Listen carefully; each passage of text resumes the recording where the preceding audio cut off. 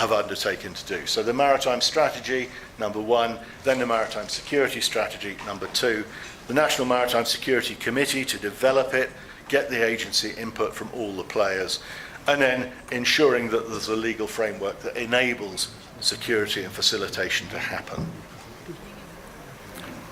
Developing the local plans, procedures, and practices to actually implement it, and then building essentially a business plan. We know what we've got to do, this is how we're going to do it, and setting out a process by process of how you're going to get there, and identifying what you need and what you don't need, and controlling what comes in. Because some of the challenges in the past have been donors giving you stuff that you don't want, or that you don't need, or that doesn't work. Nice big shiny Coast Guard boat because it's cheaper to give it to you than it is to scrap it. So we'd strongly recommend looking at it from the other point of view and going, this is my business plan, this is what I need to make the maritime sector work. That's my 6.5 minutes. Thank you very much. Our next guest is Mr. Conrad Edop. Over the next 5 minutes or so, while I have a quick gallop through some of Kira. Our company has a number of offices across the continent, and without dwelling on this, what I want to say is that we operate almost exclusively in Africa, except for the work that we do in Southeast Asia, and our offices are extant. I am very proud to point out that I incorporated in Ghana last week. Any Ghanaians in here? Thank you very much, sir. The risks across our continent are extensive. Here on the eastern seaboard, it's easy to speak about piracy. People are familiar with piracy. Some of the more invidious areas, of course, that risk and threaten us, of course, come from narcotics, people smuggling, weapons smuggling, attacks within territorial waters, and those out on the high seas, of course, as well. And I have some concerns about that because, of course, it limits our ability as Kenya and Mombasa, particularly in Lamu, to be able to attract some of the most affluent travelers, those particularly who come in cruise ships, and I want to see more of those people. So there's an issue for me regards the high-risk area, and particularly in relation to where we are today with the attacks, because of course we've gone a very long time now in Kenyan seas not having any attacks in our waters. I would like to discuss with people like Chris Trelawney and others in London, for example, to push that high-risk area further north and to free our seas and to make them more attractive to visitors to come in from aboard so they can enjoy Kenya, our coast, our neighbors' coasts, and of course the Indian Ocean islands that we all find so beautiful. And of course the problems are not limited to our coastline. We have them, of course, in West Africa as well. And I will be pointing out very quickly those problems we have up, particularly in Libya, which is directly linked to migration. This is the Libyan migration picture just of the north coast to give you some example as to what is taking place there. Perhaps what you don't understand without just reading all the figures to you, some of these individuals that are crossing that ocean come from the Horn of Africa, and some of them, many Somalis, migrate and come through Kenya, through Nairobi as a hub, up into Juba, Juba Khartoum, Khartoum up through North Chad, Chad into Libya, and then ready for their crossings. They actually cross into the southern hemisphere down here in Nairobi at 1 degree 30 south before going all the way back north. And I think that in itself is quite an interesting point of view. I also want to point out that in the Indian Ocean this year, we've only had one serious attack against an ocean-going vessel of Somalia, and that was a KSL Sydney, which took place a little bit earlier on the 16th of October. The red, strong lines coming down from Pakistan and the Makran coast are indicative of the primary routes engaged by heroin traffickers, especially in pushing their drugs and narcotics down onto the East African coast, and of course more widely into other areas as well, but particularly into Kenya, parts of Somalia, Tanzania, and of course Mozambique. And that allows historically for transshipment of narcotics into other areas. Unfortunately, as we know here in Kenya and other parts of East Africa, wherever there is transshipment, unfortunately, it tends to affect the livelihoods, and locals themselves end up being engaged in using those drugs. I'd like to see better utilization there of radar, better utilization and intercooperation of not just foreign navies but African navies, as the Kenyan Navy itself strengthens, particularly as we have got a new Coast Guard, of which I was proudly present last week, and particularly as we have increasingly the wherewithal to police our own waters. The image may be familiar to you all, for those of you that were proudly there last week to watch the Doria launched Super Day, and of course one I hope that will reinforce our position, ensuring that our brown waters here in East Africa, but particularly Kenya, and integration with our fellow countries of Tanzania and Somalia and so forth, to provide greater integration and across with the Seychelles on our high seas and indeed in our territorial waters.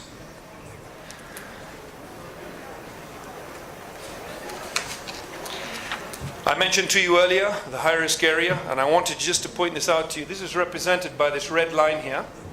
Now, the high-risk area effectively means that any ship transiting in that area must have adequate insurances. That costs money.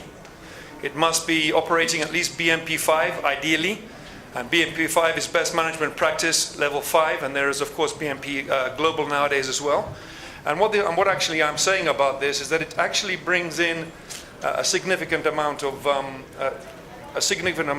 increased cost to our shipping wishing to operate in this area, and I'd like to see that pulled up and reduced further north onto the Somali border area. I'm going to very quickly just finish up in the last couple of minutes because I'm being pressed along here without dwelling on this too much. These are the sea areas that are responsible for, each country has responsibility for. They are significant. Take a good look at them. And that goes all the way down here to the Comoros in the south, of course the Seychelles here in the east, and of course Tanzania, Kenya, Somalia, and those extensions. Some of those pictures you'll be familiar with, but I'll move on from them.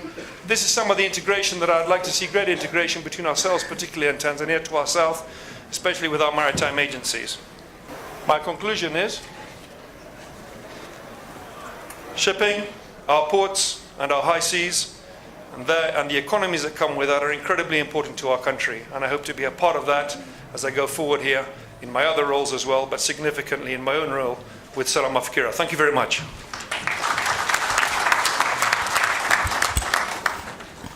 Thank you, Conrad. Our next panelists, the Director General, Nigerian Maritime Safety Agency. Welcome, Dr. Thank you, Moderator, and thank you, Honorable Minister. I'll try and be as fast as I can. One is that it is already recognized that without maritime security, there's no conversation about the blue economy. If we feel unsafe, we will not engage in any form of economic activity within our maritime space. And in recognition of this fact, the International Maritime Organization has put up over 50 different conventions and adjoining protocols. In addition to the conventions, the various maritime administrations in different jurisdictions have instituted a port state control mechanism, flag state control mechanism, and coastal state control mechanism. In addition to the ISPS code, International Ship and Port Facility Security Code, as well as established laws, the UNCLOS, the suppression of unlawful acts at sea, and various regional task forces to deal with the issue of illegal activities on sea. So there are sufficient existing regulations, laws, and conventions to deal with this, save that there are emerging issues. So if you ask me if the regulations are sufficient to deal with security and safety concerns, my answer is both yes and no. Yes, because for the ones that are known, there are sufficient regulations to deal with them, but there are emerging issues like cyber security, even piracy at the cyber space. There are emerging issues, and so you can't have adequate laws. We'll continue to update our laws. Now, there's a fundamental question. What framework will enhance national compliance with rules and regulations that deals with maritime safety and security? One, I will say, I will agree with, I will agree totally with Chris that we need to have maritime administrations with requisite capabilities. That's very important. Then we need to have a legal system or a judicial system that can enforce laws. Now, that's the only way these criminals will be deterred from disturbing us at the maritime space. Very many times, our navies, our coast guards, our maritime administrations intercept these persons. But if they are not prosecuted, there's nothing to deter other criminals from going to carry out illegal activities on sea. Now, the issue of maritime domain awareness is non-negotiable. If we don't have knowledge and intelligence of what's happening within our maritime space, we cannot do much. Even the navies will be handicapped. And we must share information amongst ourselves, because very often maritime security do not occur within an enclosed space. It occurs within regional framework. For us in the Nigerian Maritime Administration and Safety Agency, we have developed what is called the NIMASA Total Maritime Spectrum Strategy. It is built on 4 pillars. Pillar number 1 is intelligence, and we have made a substantial investment in our maritime domain awareness assets. The pillar 2 is building our capability to respond to threats within our maritime space. We are working with the Nigerian Navy. We have evolved what is called the Maritime Guard Command, where the Nigerian Navy, because the Navy usually, they are trained to fight. They are not trained to police the coastal environment. That's why I commend what the Kenyan authorities have recently done. They have set up a coast guard distinct from the Kenyan Navy. The Kenyan Navy is trained to fight to protect the maritime space, not to police it. So police for shipping activities is a different thing. And so the second pillar is capability. The third is law enforcement. And for us in the country, we are pushing for the passage of a dedicated anti-piracy bill to enable us to have the legal framework to prosecute criminals. And the third is regional cooperation, which Chris also spoke extensively about, that we must have regional cooperation, regional groupings. And in all of this, the context, we've spoken already about what role will the Nigerian Navy, the Navy play. The Navy, yes, will assist in coercing, in deterring, intercepting criminals. But Navy is not trained to police the maritime space. You need to have your own dedicated Coast Guard to train to police the maritime space. If we must get the Navy to police our coastline, then they need to be specially trained for that function. And finally, that for as long as we don't prosecute these criminals, it will serve as incentive. People will commit crime within our maritime space and get away with it. It takes us back to the principal issues of maritime security, safety, and not just promulgating laws, not just making conventions, rules and regulations. The issue of enforcement must be taken seriously. And until we take enforcement seriously, we will not optimize benefits from the blue economy. Thank you very much. Thank you, Dr. Dakuku. At least you have acknowledged that there was need for us to set up a Coast Guard, which will go away long in policing and law enforcement, as opposed to the Navy policing and patrolling. Thank you so much. Our next panelist is Mr. Sobantu. Please make your remarks. Thanks, moderator. I'll go on the established protocol just to acknowledge the presence of the minister in the room. Our compliments from South Africa. The good thing about speaking last is that everything has been said by the time you must say something. So I can say I agree with everything that has been said here. However, I'll just add on 2 points. I think my good friend, Dr. Peter Side, has just stepped out. He spoke about the issue of situational awareness. And I think the whole issue of architecture that informs that, the use of satellite-based technologies. And I think in this regard, from an African perspective, you obviously have the mandatory one, and IMO will agree with you that you've got the long-range identification and tracking systems. But I think faced with the difficulties that we have with piracy and other challenges at sea, we've been forced to utilize more the automatic identification systems, the satellite-based ones. But that has sort of created an opportunity for us as Africa to sort of, through information sharing, begin to cooperate amongst all the regions that gather that data. And I'll come back to that afterwards. I hope you'll bear with me, sir. Now, the next point that we'll talk to is the interventions, and I think each one of our countries within our regions have some or other means of intervening via surface capabilities, via aerial capabilities. And I must say I'm envious of the West African region. Both my colleagues have stepped out with their aerial capability, quite a few helicopters and fixed-wing aircraft, as well as surface ships. Now that's the type of capacities that we need to be talking about. Mr. Minister, I hope you'll find my minister, and then you can have that discussion, because I think it is a very critical discussion from an African context. And then maybe the point that has not been mentioned a lot is the issue around the legal enforcement.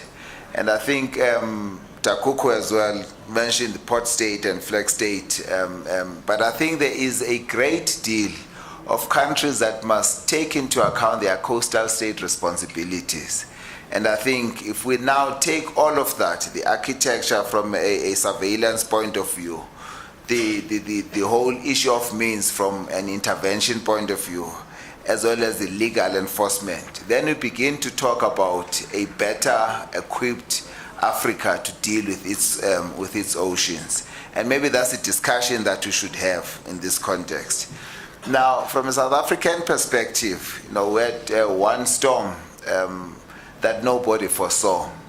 We were told by the weather authorities that it was going to be 70 kilometers winds.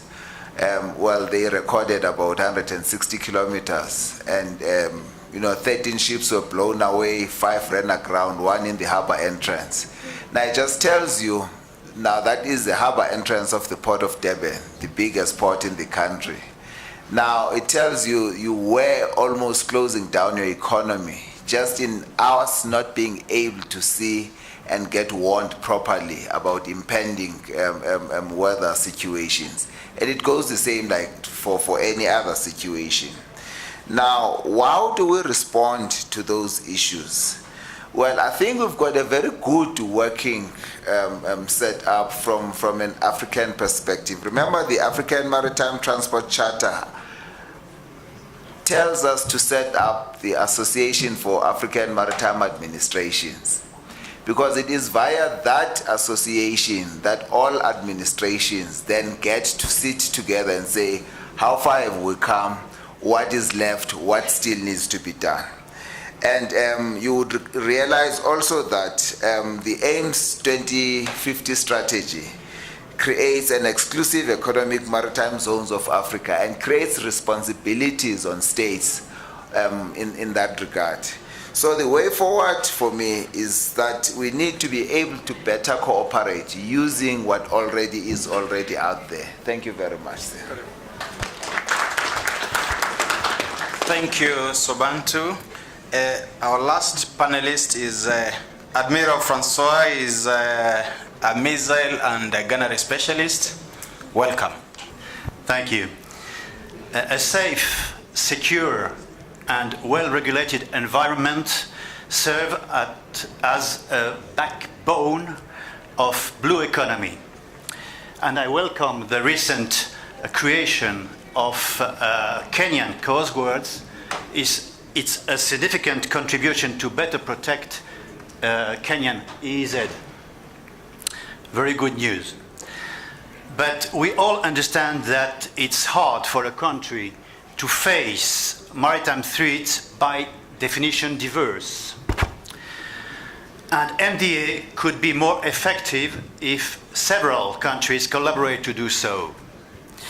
To improve a safe, secure, and well-regulated environment in the Western Indian Ocean, a first step has been taken with the creation of both the Regional Maritime Information Fusion Center in Antananarivo and the Regional Coordination of Operation Center in Mae. And a second step was the signature of the agreements in Mauritius last April by 5 countries to better exchange maritime information and better coordinate maritime operations. And I've been heard that Kenya could be a signatory in next future. I hope so. It will be a very good news. And for international exchange of maritime information, a tool is necessary. And my project proposes a web-based platform named IRIS, and we will present it during our side event next Wednesday between 10:30 and 12 in Lenana Hall, just behind. And you are most welcome if you want to come. And to finish, I would like to speak about innovation. I've been in Sri Lanka last month, and the example of Sri Lanka is interesting. The Ministry of Fisheries is provided with a real-time satellite overview of fishing activities by Vessel Monitoring System, VMS, and carries out a permanent radio watch with the Sri Lankan fishers at sea, which are able to report illegal fishing around them and other illegal activities. In that case, the relevant department of the Ministry of Fisheries and Aquatic Resources requests an action at sea from the Naval Headquarters Operations Center. The example of Sri Lanka might inspire other countries. It improves significantly the maritime domain awareness with quite reasonable expense. Thank you. Okay, before winding up, first of all, I'd like to appreciate the panelists' contribution. And because of time, I'm going to allow just 2 questions. One from a lady and one from a gent. My name is Simon Muturi.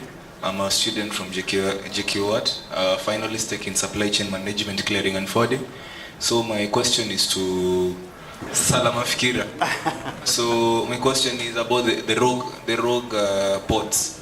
For example, ports that are not certified to be government ports or don't have any kind of authority. For example, the one in Somalia, it's called Kismayo. So what do you do about it? You as a private entity to ensure that such kind of ports cannot enter